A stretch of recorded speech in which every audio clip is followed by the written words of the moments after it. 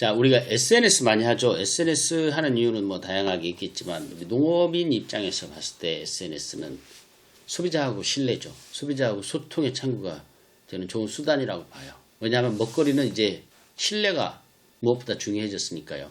우리가 먹는 계란이나 우유나 채소, 과일, 생선, 육류 할 거 없이 뭡니까? 살충제, 살균제, 제초제, 첨가제, 항생제 이런 거, 그리고 세균, 그리고 위생에 대한 이런 먹거리에 대한 문제들이 불거지면서 소비자들은 안심하고 먹고 싶다라는 말들을 많이 하는데요. 이것은 먹거리에 대한 근본적인 질문이라고 할 수 있습니다.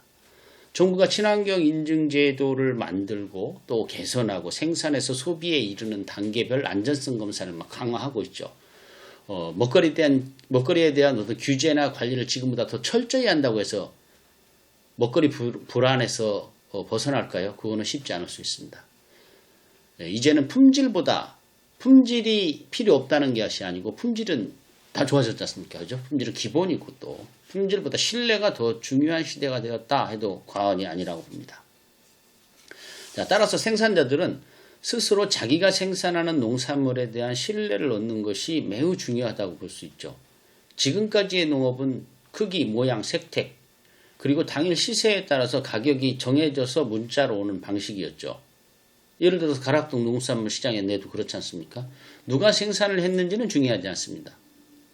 그런데 말입니다. 공산품은 생산자가 만든 사람이 가격을 매겨서 판매하는데 농업은 생산자가 가격을 정하는 것이 아니고 오늘 아침에 내 손을 떠날 때까지도 모르다가 시장에서 정해주는 대로 받는 그런 방식인 거죠.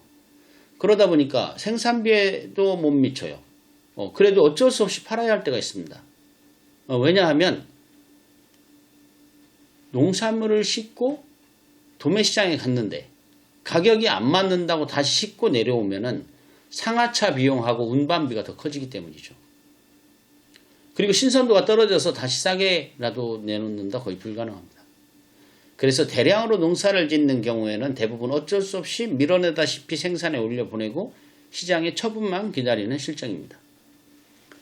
하지만 대량으로 농사를 짓는 사람들은 나름대로 규모의 농업을 하기 때문에 적자일 때도 있지만 만회할 기회도 있을 수 있습니다.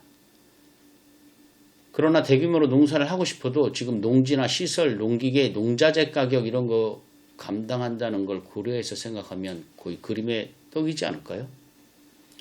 자, 그럼 소량으로 농사를 짓는 사람들은 어떻게 해야 될까요? 적은 규모에서 자기만의 가치를 만들어내야 합니다.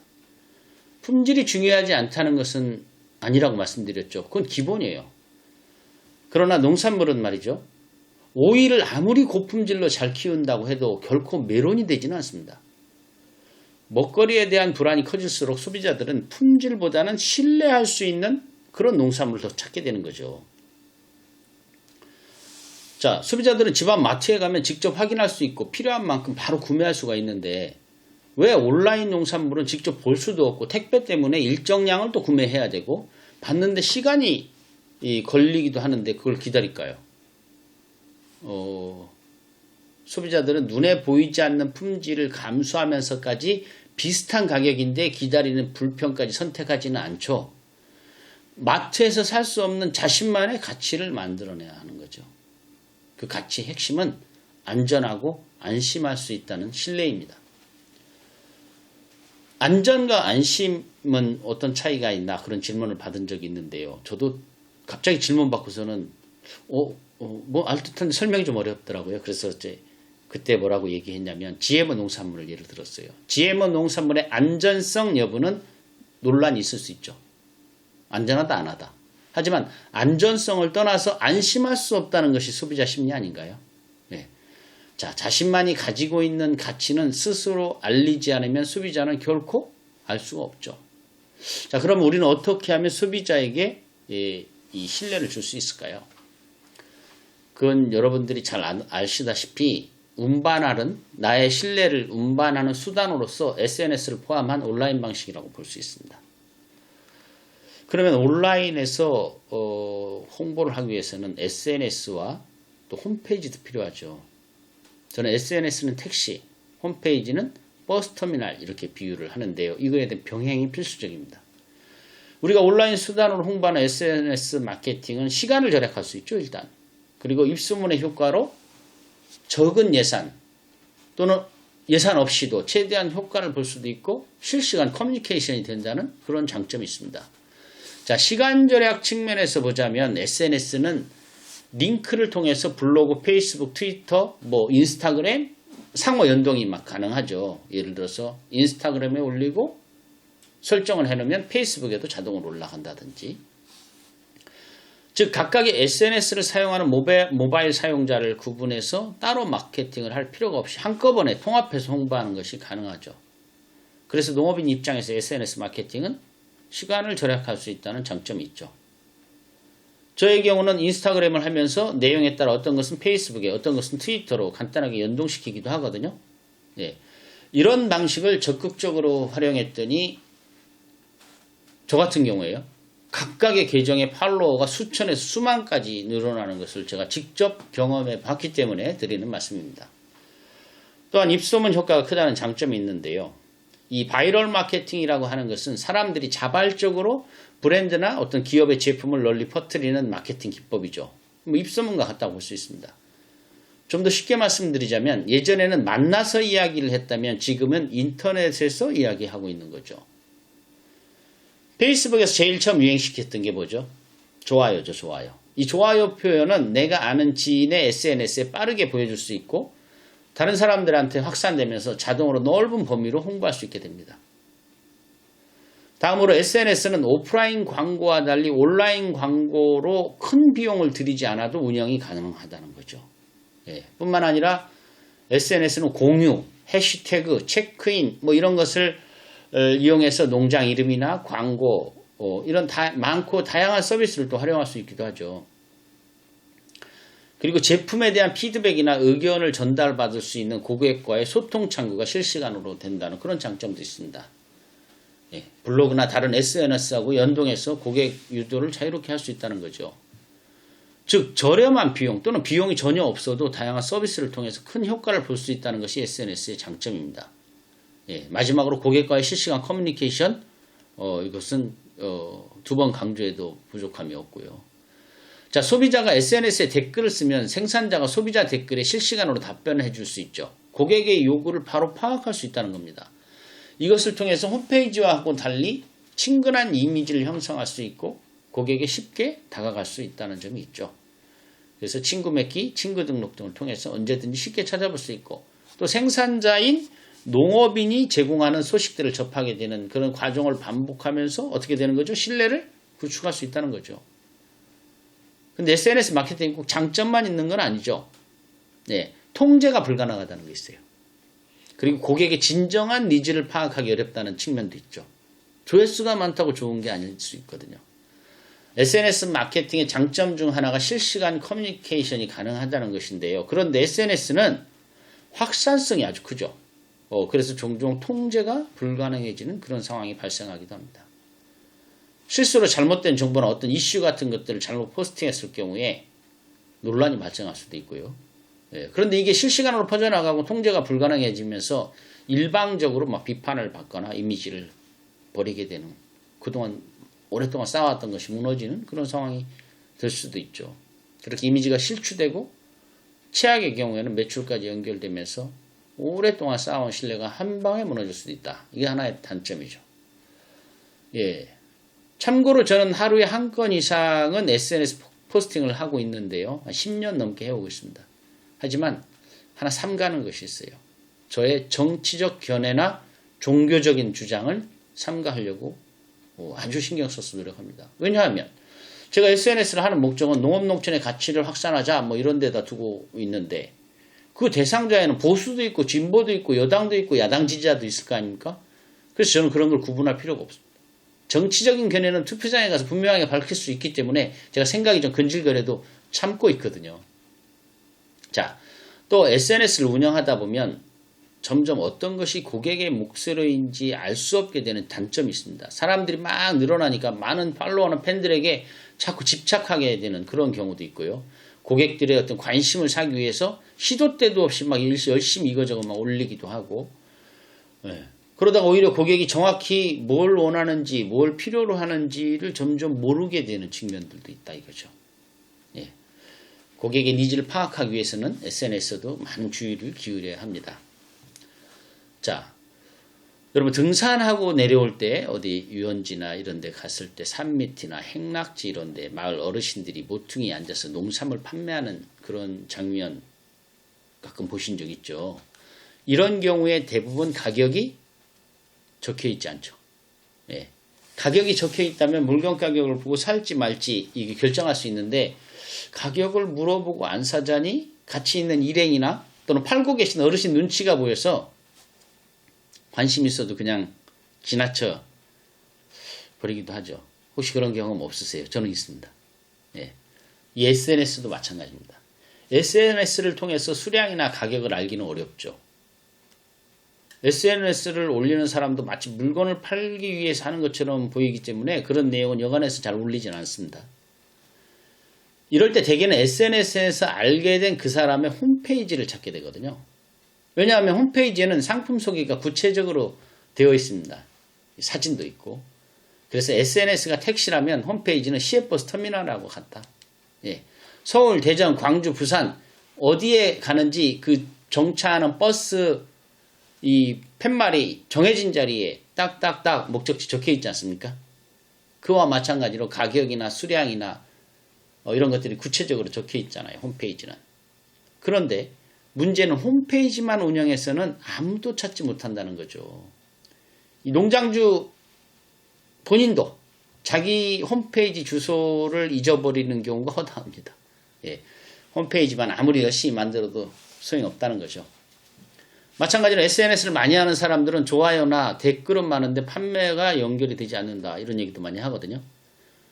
홈페이지라는 버스 터미널까지 가기 위해서는 택시라는 SNS가 필요한 거죠. 그래서 홈페이지와 SNS는 톱니바퀴와 같은 거죠. 한쪽만 굴러가서는 목적지에 다다를 수 없습니다. 자, 그럼 SNS를 활용해서 큰 성공을 거둔 사례를 제가 한번 소개해 보도록 하겠습니다. 경기도 평택에서 쌈채소 키우는 솔바이 농원의 손보달 대표인데요. 제가 여기 직접 한 두 번인지 세 번인지 방문도 하고 또 모셔서 학생들한테 사례도 들려주고 해서 좀 내용을 좀 압니다. 예, 그래서 오늘도 이걸 우리 학생들 자료 만들기 전에 직접 통화해서 몇 가지를 구체적으로 좀 여쭤봤는데요. 이 손보달 대표님은 본래는 음식점을 하다가 경기가 안 좋아지면서 본인이 평택에서 근무를 했습니다. 뭐 자동차에서 거기가 이제 안 좋아지면서 그만두고 평택으로 귀농을 해서 창농을 했는데요. 농업을 시작했던 첫 해에 비닐하우스에서 이제 오이 농사를 했는데 그 해 태풍이 불은 거예요. 그 해. 그래서 오이를 심고 딱 열흘 만에 비닐하우스 28동 전량이 붕괴되는 그런 아픔을 겪기도 했다고 합니다. 그런데 시리에 이렇게 빠져 있었는데 어느 날 도시에 살고 있는 따님이 유튜브를 해보라고 권유를 하더래요. 그래서 손 대표님은 그 평택시 농업기술센터에서 동영상 편집하는 교육을 받았대요. 그래서 유튜브를 시작했던 거죠. 처음에는 동영상을 어렵게 만들어 올려도 보는 사람이 거의 한 자릿수죠. 해보신 분들 아시겠지만, 그죠? 네, 손가락에 꼽을 정도였대요. 그러다가 감자가 이렇게 잘라서 우리가 심잖아요. 그러면 싹이 막 나잖아요. 눈마다 싹이 나니까. 그 싹을 솎아줘야 되거든요. 예. 근데 싹 솎는 작업을 찍어서 유튜브에 올렸는데 조회수가 엄청나게 나오고 구독자가 그야말로 폭발적으로 증가했다고 합니다. 이 손보달 농부에게는 그냥 아주 일상적인 일이었을 뿐인데 농부가 아닌 사람들한테 봐서는 너무 신기했던 장면이었던 모양이에요. 그 다음에 고구마 심는 시기가 되었을 때는 고구마에 물을 안 주고 심는 방법, 이걸 업로드했더니 마찬가지로 조회수가 크게 나왔다고 합니다.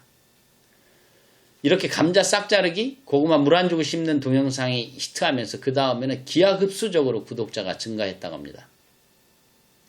그런데 말입니다. 여기에서 우리가 한 가지 주목해야 될 게 있어요.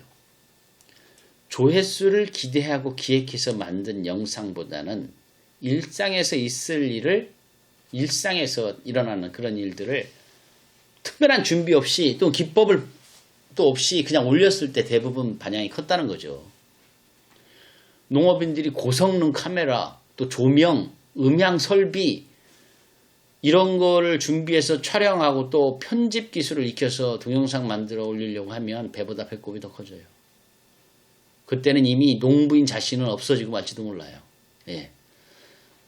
저도 직접 체험을 해봤는데요. 뭐 체험을 했다는 게 체험 행사를 간 게 아니고 우연히 하여튼 제가 체험을 한 사례입니다.